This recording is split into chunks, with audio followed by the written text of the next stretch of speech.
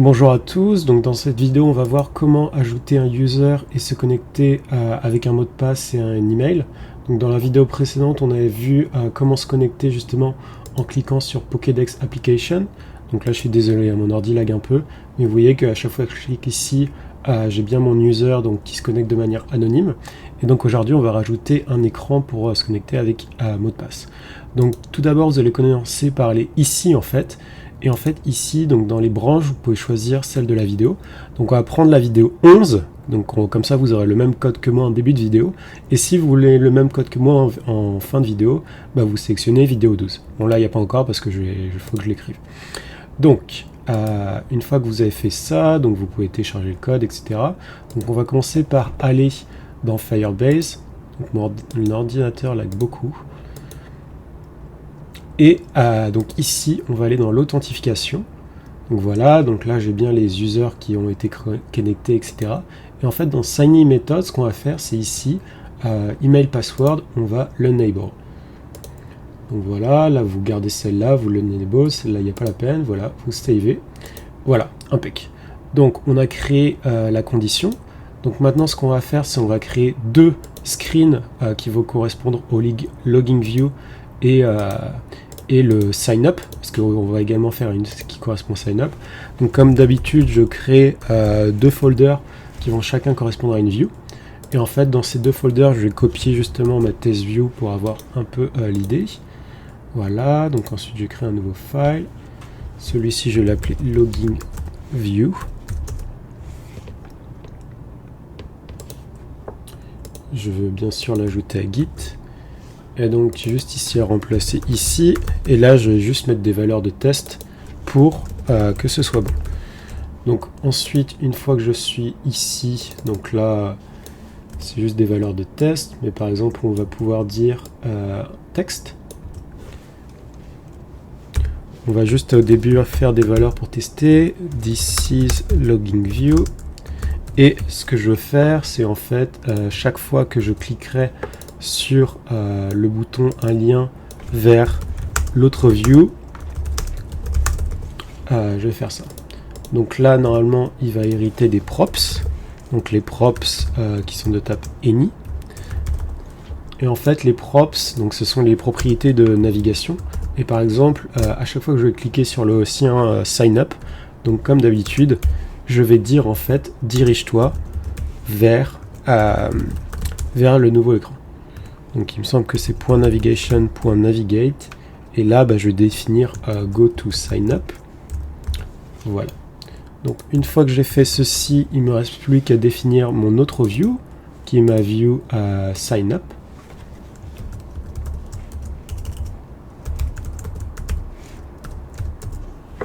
Et donc je pense que vous l'aurez compris, j'ai juste besoin de créer mon nouveau file, que je vais appeler de la même manière sign up view. On mettra le décor plus tard. Là, je vais juste vérifier que tout marche bien. En fait, il faut déjà commencer par dire à mon application d'avoir ces deux nouvelles views. Voilà, sign up view. Et voilà. Et donc là, c'est this is a sign up view. Et en fait, ce que je veux dire, c'est juste d'aller à la logging. Et ça, c'est dans le cas de logging. Donc voilà. Donc avant de passer à autre chose, il me reste plus qu'à ajouter en fait tous ces différentes views dans l'app. Donc vous vous souvenez dans le tutoriel précédent, donc ce qu'on avait vu c'était comment afficher, que je reprenne mon application, comment afficher ici plusieurs tabs et comment changer de view. Donc là ça lag, mon émulateur lag énormément, mais en gros l'idée c'était qu'à chaque fois, à chaque view est associé un nouveau component. Donc vous pouvez voir ici. Et donc maintenant ce que je vais faire c'est que je vais un peu changer ceci. Bon là, première difficulté, c'est qu'en fait si vous allez sur React navigation et qu'on tape tabs par exemple, vous allez voir qu'en fait lorsqu'on veut ajouter en fait un tabs et qu'on veut le cacher sur certaines views, il faut carrément en fait changer tout le stack. C'est à dire qu'en fait l'idée c'est que on peut pas faire de cette manière là, donc avoir tab screen, il faut vraiment inverser, donc définir en fait un stack navigateur. Et en fait ici, donc là il va définir un tabs qui est appelé en fait ici. Donc dit plus simplement, ce qu'on va faire c'est on va tout d'abord commencer par créer en fait un nouveau stack donc de navigation. Donc tout ce qu'il y avait en fait, attendez que je retrouve où je suis, voilà. Donc tout ce qu'il y avait en fait, le tab navigateur, celui-ci, il va être changé. Hop. Et ce que je vais faire en fait, c'est que je vais définir un nouveau stack de navigateur. Donc je vérifie que tout est bon, que je vais appeler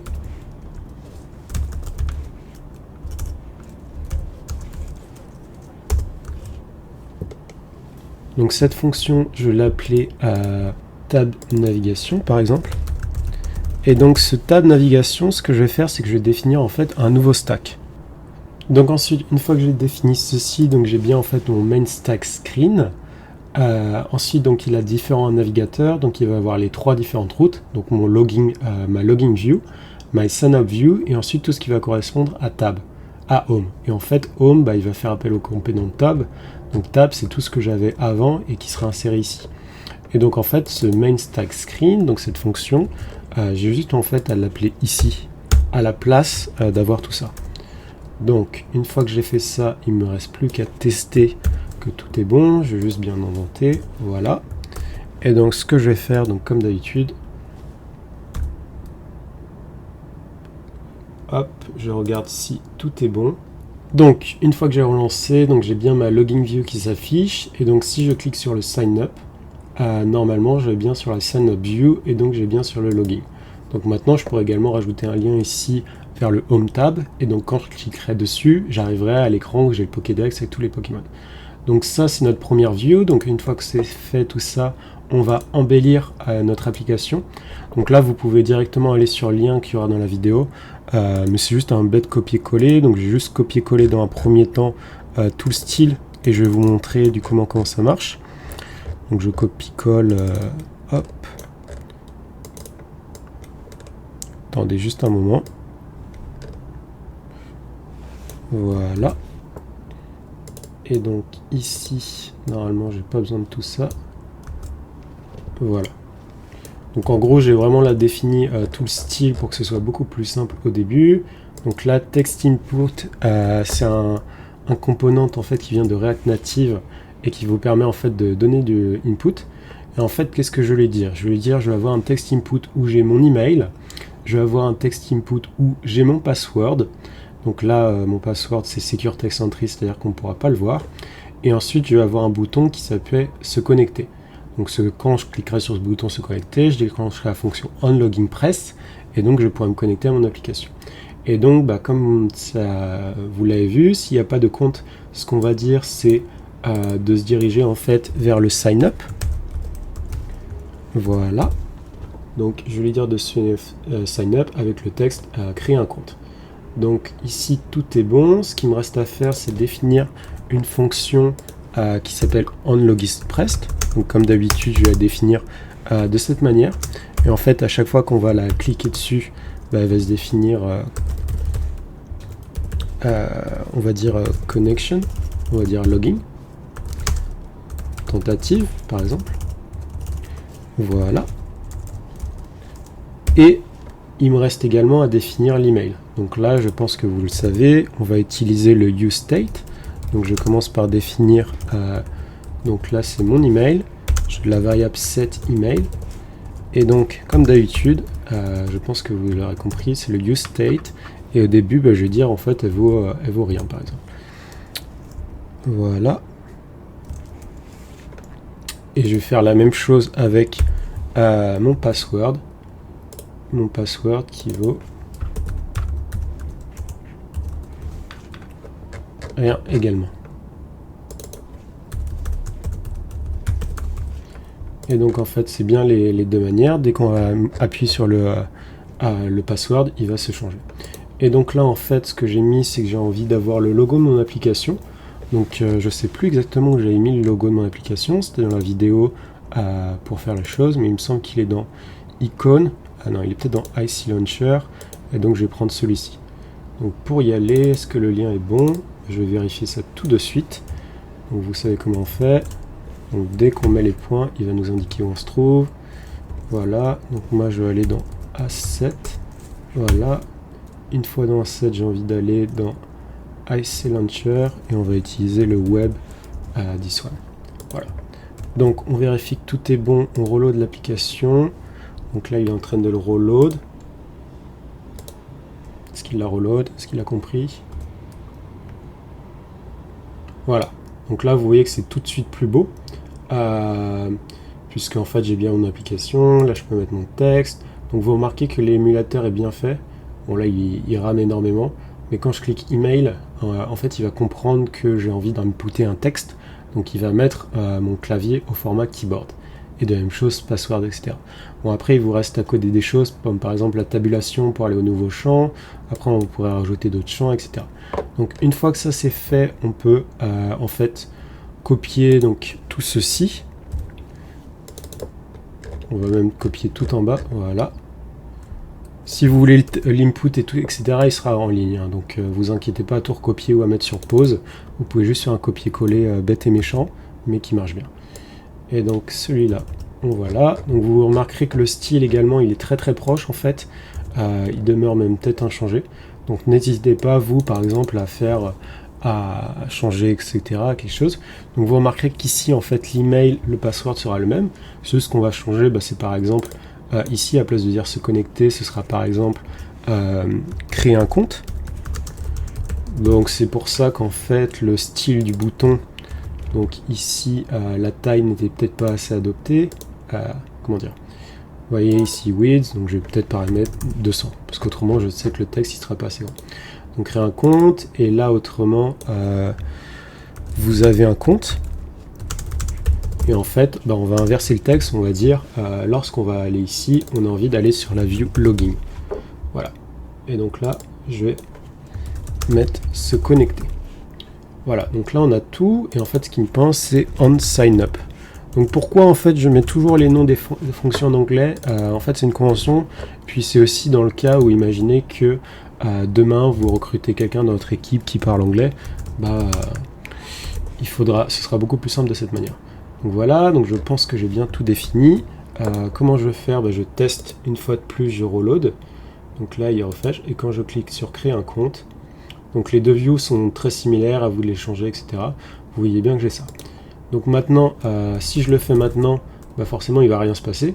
Pourquoi? Parce qu'en fait, quand je clique sur on sign up, j'ai juste sign up. Donc on peut le voir, rien ne va se passer. Hop, donc si je regarde maintenant les logs, voilà, sign up. Et en fait, comment je vais faire pour me connecter? Eh bien, c'est très simple. Je vais taper React Native Firebase. Et donc ici en fait vous avez la documentation donc sur le plugin qu'on avait utilisé la dernière fois, comment se connecter à Firebase. Et donc en fait, donc si j'ai ici usage, je peux voir que pour le email password, j'ai ici en fait le texte qui m'indique comment le faire. Donc je vais juste faire un copier-coller assez bête. Et hop, voilà. Donc dans un premier temps, je vais copier le texte pour créer l'user avec son password. Donc je vais aller ici. Je vais garder ce texte, sign up. Donc ici, il me semble que j'ai besoin de faire l'import. Bon, là, il me le dit directement.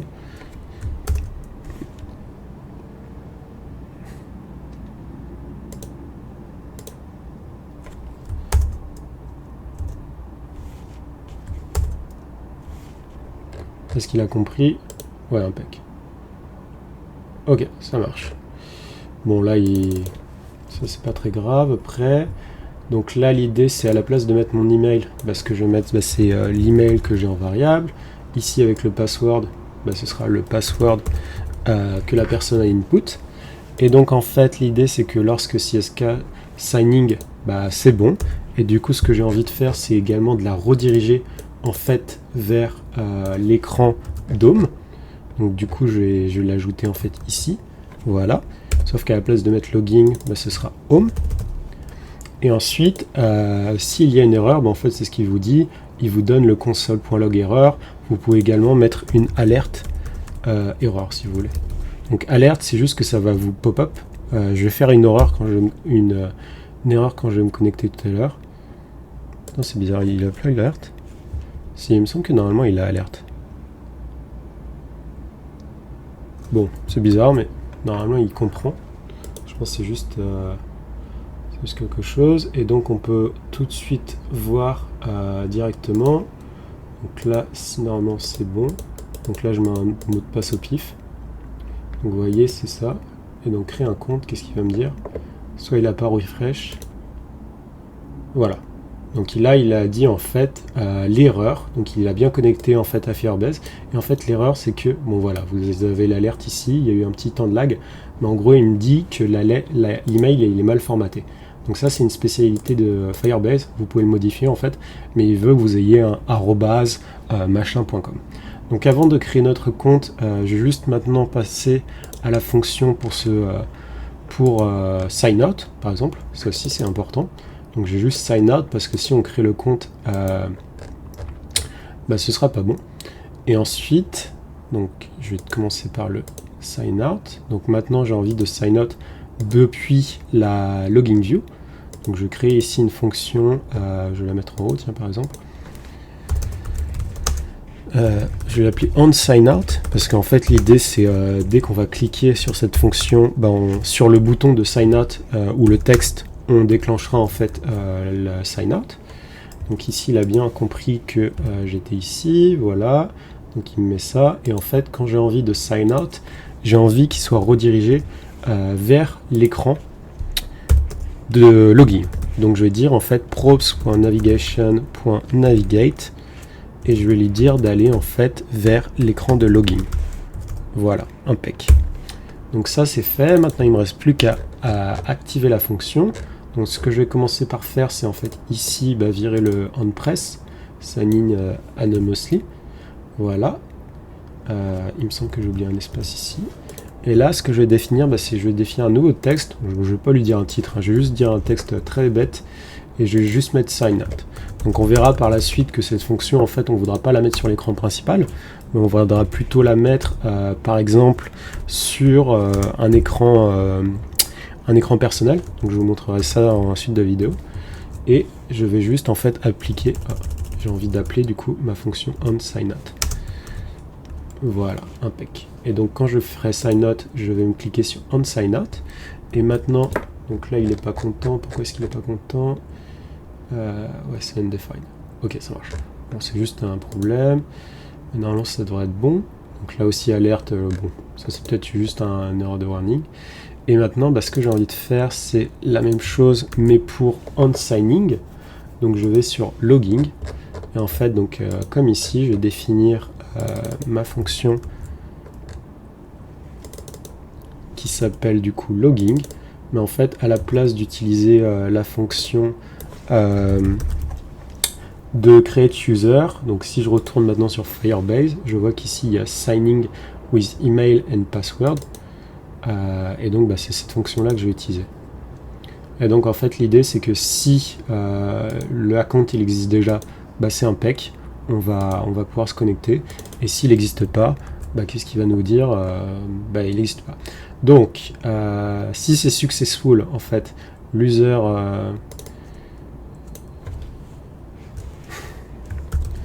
user is logged. Donc je vais mettre user is logged. Et en fait, ce que je vais faire, c'est même mieux que ça. Donc là, je vais supprimer tous les types d'erreurs. Je vais mettre ça. Donc là, j'indente un petit peu pour que ce soit plus joli. Voilà. Et en fait, que je reprenne mes notes, je vais même mettre mieux que ça. C'est que je vais dire, en fait, lorsque tu as ta réponse, donc lorsqu'une fois que tu as envoyé le email et le password, normalement, il chope en fait une réponse. Donc si c'est bon. Et en fait, cette réponse, elle contient les user credentials. Donc vous voyez là c'est ce qu'il met, et donc si je clique dessus, bon c'est peut-être qu'on peut l'avoir ici, mais en fait du coup les user credentials, et après quand j'ai user en fait j'ai toutes ces infos là, donc email verify, email, et j'ai surtout donc phone number si je me suis signé, the user unique ID, donc c'est UID. En fait c'est vraiment l'ID de votre user, et en fait ça c'est Firebase qui va vous le créer. Et donc une fois que j'ai fait ça, je vais dire en fait donc the user is connected is ID is this one, donc UID, et donc voilà. Donc maintenant j'ai tout bon, j'ai bien ceci, il me reste plus qu'à tester. Donc normalement je reload ma petite application. Donc j'ai mon application et je vais cliquer sur créer un compte, donc c'est vraiment super lent. Des fois en fait mon Android bug, en fait là c'est parce que je suis en train de record, etc. Et en fait ce que je vais l'appeler, donc je vais dire que moi je m'appelle Sacha. Donc je peux utiliser mon clavier ou je peux utiliser le clavier virtuel ici, c'est juste les arrobases, je suis obligé de les faire avec le clavier virtuel. Parce que c'est un problème de mapping en fait, entre vu que c'est un English keyboard et que moi j'ai un French keyboard. Donc c'est ça. Est-ce qu'il comprend? Est-ce que tu comprends que je veux dire une arrobase? Voilà. Et j'utilise donc l'email @test.com. Donc là, quand vous faites tab, ça va pas marcher. Je vous invite à justement coder, à faire commencer. Et donc je crée mon compte, il clique sur Sign Up. Voilà. Donc là, il a bien créé la compte, il a Signing. Et normalement, il me redirige ici. Donc là, c'est mon application, elle bug énormément. This is loading. Vous voyez, là, il est en train de fetch à Firebase les Pokémon. Et donc là, il a trouvé le Pokémon. Et donc là, vous voyez que j'ai toujours l'onglet Home. En fait, comment vous pouvez l'enlever, c'est ici, dans les paramètres. En fait, vous voyez ici, on a Header Shown, etc. Donc vous pouvez changer ceci. Sachant que là, c'est un petit peu plus compliqué parce qu'on a le tab, etc. Mais je vous montrerai comment le faire. Et donc, dès que je clique sur Sign Out, si j'ai bien fait ma chose, c'est assez précis. Donc, il a trouvé que le user, il a sign out. Et normalement, je suis censé être redirigé, c'est ça. Donc, si je vais dans ma own view, lorsque je fais un sign out, il me redirige vers login. Et donc, est-ce que c'est le cas? Impec, il m'a bien redirigé vers login. Et donc cette fonction sign out anonymous, donc vous pouvez l'enlever maintenant, on n'en a plus besoin. Vous pouvez l'utiliser des fois lorsque vous voulez juste que vos users soient des cas très basiques. Et donc là, ce que je vais faire, c'est maintenant, je vais me connecter avec le même mot de passe que j'ai utilisé précédemment. Donc il me semble que c'était Sacha avec un C, @test.com.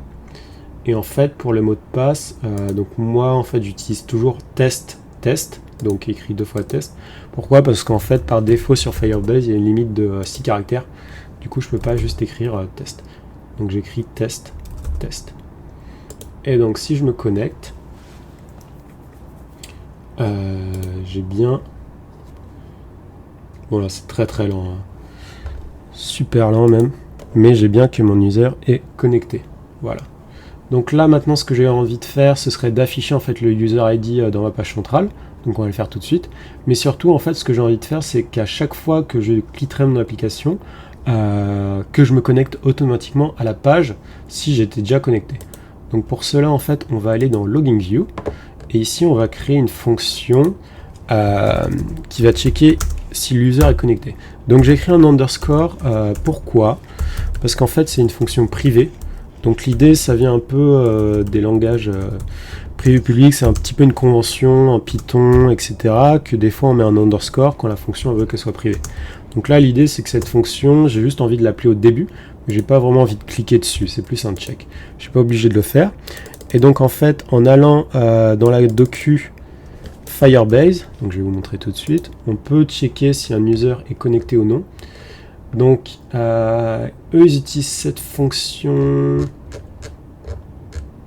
Attendez que je retrouve. Donc, c'est ici, en fait, où vous voyez, en fait, ils subscribe et ils check si auth entity can change. Moi, j'aime pas forcément. Pourquoi? Parce que je trouve ça un peu compliqué. Puis surtout, j'ai été plus habitué avec l'ancienne typologie, qui est juste de dire, en fait, on regarde si l'authentification est un current user. Et en fait, l'user, s'il est log, c'est ça son ID. ID is, voilà. Et surtout, si c'est bien reçu, on peut le naviguer vers home. Ou alors, si c'est non, c'est ça. Et donc cette fonction, je pense que si vous avez vu mes anciennes vidéos, vous savez comment l'appeler à chaque fois que le component est monté. C'est avec useEffect. Et en fait, useEffect, je vais lui dire, du coup, c'est une syntaxe assez particulière, c'est pour ça que je l'écris comme ça. Je vais lui dire à chaque fois, en fait, de checker si l'user est authentifié. Et cette fonction, elle va dépendre de rien. Donc là, je l'importe. Donc je ne sais pas si vous arrivez à voir, j'ai un petit peu zoomé. Mais en gros, l'idée, c'est ceci. Pourquoi ça met ça à chaque fois? Moi, je l'importe plutôt. Voilà. Donc, ce que je vais faire, c'est qu'à chaque fois que mon authentification, donc l'user se sera authentifié, etc. Et surtout, ce que j'ai envie de faire, c'est que cette fonction, je vais également la copier-coller et la mettre dans mon onView. Pourquoi? Parce qu'en fait, ce que j'ai envie de checker, c'est d'afficher le user ID. Donc, au début, ça va être un petit peu sale dans le sens où je vais juste le mettre sur la page principale. Mais là, en fait, on est dans le cas d'un test. Du coup, on va voir. Donc là, je vais mettre au début, il n'y a rien. Donc, l'user ID, c'est un string. Vous noterez qu'à chaque fois, je ne montre pas forcément le type.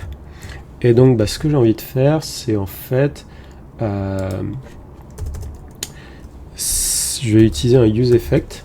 Donc là, je vais faire appel à pareil, la même fonction en fait. Et il va dire si le user est authentifié.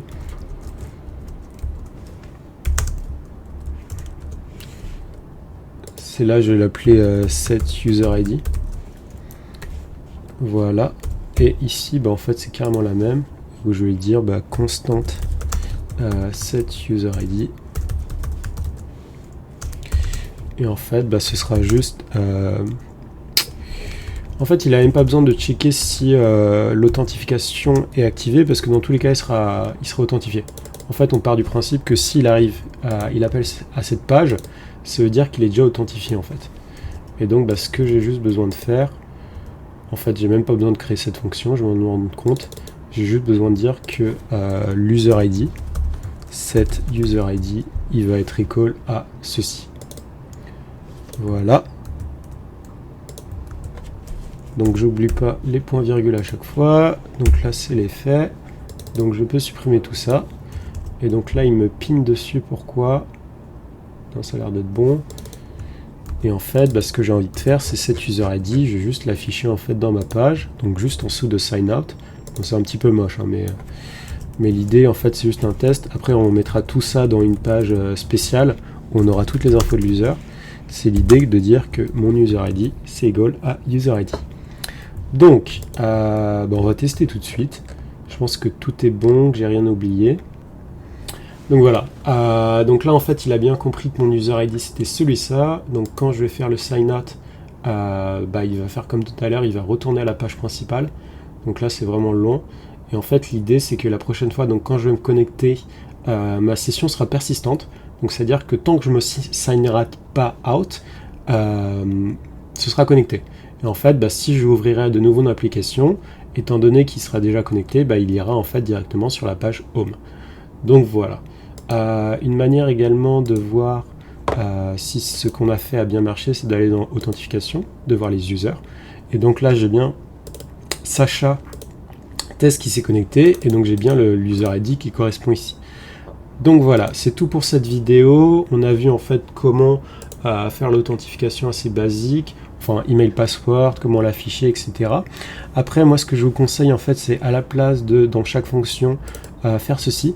Ce que vous pouvez faire, c'est en fait utiliser le store pour setup l'ID global.